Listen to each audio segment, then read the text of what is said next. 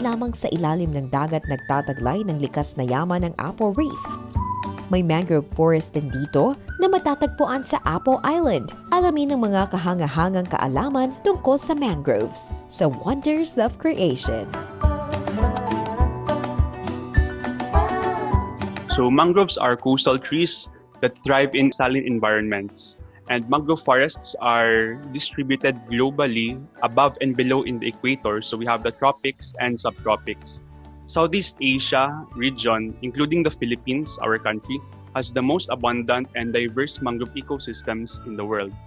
In a global aspect, there are 70 to 80 species of true, associate, and hybrid mangrove species. However, in the Philippines, there are potentially 47 species of true and associated mangroves. Mangroves have the ability to adapt to an environment with high salinity like the sea. Unlike terrestrial trees, mangroves can survive harsh environments like water inundation, high salinity, and oxygen-poor sediments. Malaki ang papel ng mangrove sa ating ecosystem bilang coastal habitat ng iba't ibang species. Mangroves are homes to different terrestrial and aquatic animals. The Philippines is one of the sites where migratory water birds rest or stay as their wintering grounds during migration. And these migratory water birds use the mangroves as their potential homes. And likewise, it is also a breeding and nursery ground for different types of terrestrial organisms, fish, and marine invertebrates. Another one would be mangroves protect the coastline and the coastal communities. The different root structures of the mangroves really prevent soil erosion and retain the sediments. Mangroves also lessen the impacts of storm surges and strong wave actions brought by tsunamis and storms. Fisherfolk communities highly depend on this coastal habitat, or let's say the mangrove forests. Since they obtain their catch, most of the fishes caught by these fisherfolk stay in the mangrove areas during their juvenile stage. At alam niyo ba na ang mangroves ay may malaking papel din para mabawasan ang mga epekto ng climate change? Mangroves are one of the best ecosystems to mitigate the effects of climate change. They are considered as effective carbon sinks, for they are able to absorb more carbon compared to terrestrial trees. Ayon sa mga pag-aaral, noong 1918, ang Pilipinas ay may tinatayang nasa 500,000 hectares total mangrove area. Subalit sa kasalukuyan, halos kalahati na lamang ang natitirang mangrove area ng bansa. Isa sa mga tinuturong dahilan ng mangrove degradation sa Pilipinas ay ang samut-saring reclamation projects.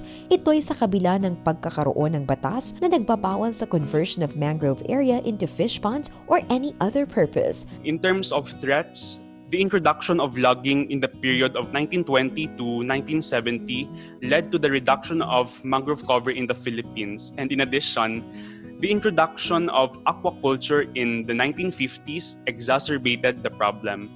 And currently, one of the anthropogenic threats to mangroves are reclamation projects. So, in Taliptip, Bulacan, the Aerotropolis was approved by the Philippine legislators, and this will lead to further mangrove degradation just to establish the new airport.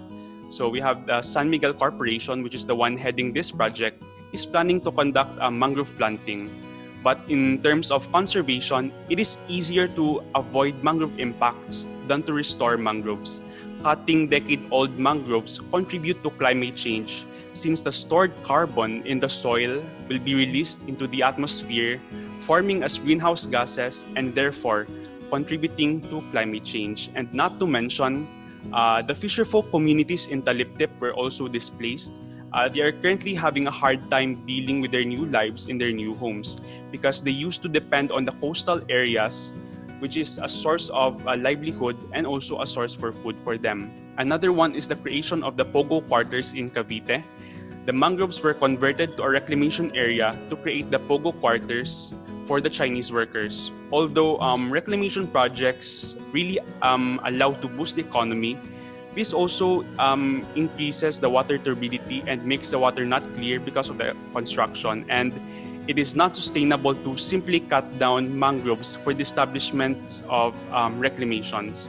Ano naman kaya ang pwede nating gawin upang mapigilan ang pagkaunti ng mangrove forest sa bansa? We have a lot of ways on how we can address the situation, especially to mangrove degradation in our country. So the first one should be creating and implementing policies to further protect mangrove ecosystems. So we have laws like creating more coastal green belts and making mangrove forests as potential protected areas would definitely address the threats to mangrove degradation. And unsustainable developments that destroy the mangroves in the country should not be given permits, nor should not be approved, of course, because we need to protect these ecosystems. We also have unused fish ponds that were used for aquaculture because they're not being used already. We can convert it back to a mangrove forest, like from its original state. Another one would be education. The importance of mangroves should be integrated in the educational system so that children and students would be aware of the ecological services of this coastal habitat. Terrestrial forests are always being mentioned in the textbooks, but mangroves are not given the same recognition. So the recent scientific studies on mangroves would allow students to be more engaged in mangrove conservation. And we have here, lastly, mangrove restoration programs should and must be science-based. There are times that we conduct mangrove planting activities. That we do plant mangroves, but these are not sustainable because of the improper ways of planting. This would lead to a small survival rate for the saplings or seedlings to grow. So planting mangroves in the right way, which is science-based, would allow these plants to have a higher chance of survival. So here are some ways on how to plant mangroves in the right way. So we have first, we need to check the zonation and the condition. There should be tidal planning before you conduct mangrove activities or mangrove planting activities. You need to plant the right species in the right zones. Never plant mangroves in seagrass areas because seagrass alone, they are different coastal habitats already, and we don't want to compete mangroves with this coastal habitat. And seagrass areas are also beneficial and as an essential coastal habitat. And in terms of planting, saplings should be spaced 1 meter apart and 2 meters between the rows. And this one is really important. Monitoring should also be part of the process to maintain sustainability and to determine the survival rate of the mangroves that were planted. And pwede rin for mangrove planting activities is actually citizen science, where we would allow local communities to engage in mangrove conservation programs. Speaking of mangroves, isang Yolanda survivor sa Matalom, Leyte ang hinangaan ng karamihan matapos nitong magtanim ng libo-libong mangroves sa kanilang lugar. Kilalanin natin si Tatay Gary at alamin kung ano nga ba ang halaga para sa kanya ng mga tinanim na bakawan. Umabot sa mahigit 10,000 mangrove o bakawan ang naitanim ni Tatay Gary sa baybayin ng Barangay Punong, Matalom, Leyte. Ayon kay Tatay, ginawa niya ito dahil sa kanyang karanasan nang manalasa ang bagyong Yolanda. Bagyong Yolanda, naisipan ko nga magtanim ko mangrove dahil sa karanasan ko noon sa bagyo. Ang mga napadpad na punla ng bakawan sa tabing dagat ang itinanim ni Tatay Gary sa lugar. Yung tinanim ko dito lang sa tabi ng dagat. Ayon kay Tatay Gary, nais niyang magkaroon ng proteksyon ang kanilang lugar laban sa malalakas na storm surge o daluyong tuwing may bagyo. Kaya naman naging masipag si Tatay sa pagtatanim ng mga bakawan at napalago niya ang mga ito.